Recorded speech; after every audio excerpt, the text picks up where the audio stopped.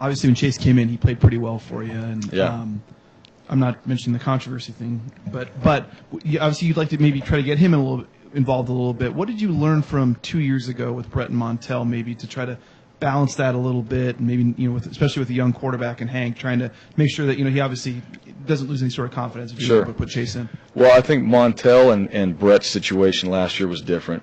Brett got hurt in the Washington State game, and then Montel came in and started. So we actually got to see Montel play a whole game, and at that point, Montel, just like Chase, Montel is a guy that was a tremendous leader, great teammate. Everybody loved him, and him on the field, he made us better.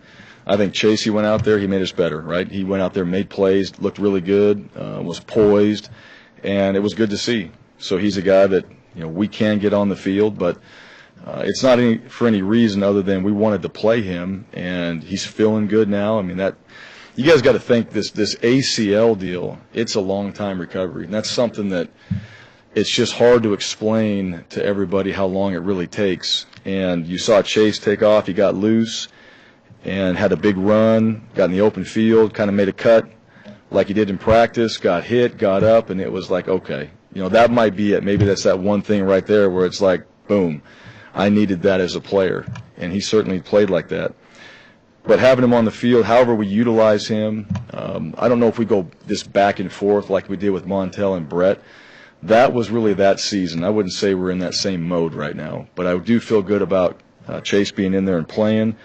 I do feel good about Jalen Henderson getting in there and playing as well. So, we have three quarterbacks that can really go in there and operate, and those guys all prepare, and Chase was ready, and I told you guys, he's always ready on the sideline. He got his shot, went in there. He took about one of the best five-step drops I've ever seen from our quarterbacks here and laid a dime up to CT, and it was as good as I've seen. And Chase has got that too. Chase has got that pro-style body, and he's got the ability to run now, but he can drop back and he can fire it. And I think for him, he deserved it, but it gave him great confidence. I think everybody around him felt good about it. And when he's on the field, like any other player, when you got guys – and you guys haven't seen the work he's put in to get to where he is right now, and all the rehab and all the time and just the pain that he went through. Even in fall camp, that wasn't easy for him. It was painful, and we limited reps and all that, but after each practice, it was painful. And he would take care of his knee, he would ice it, he would do the rehab, he would do all that, and he'd come back the next day, and he was back at it again. So we pay attention to that, and guys like that, I love guys like that. I love guys that are just hard workers, dedicated, and tough.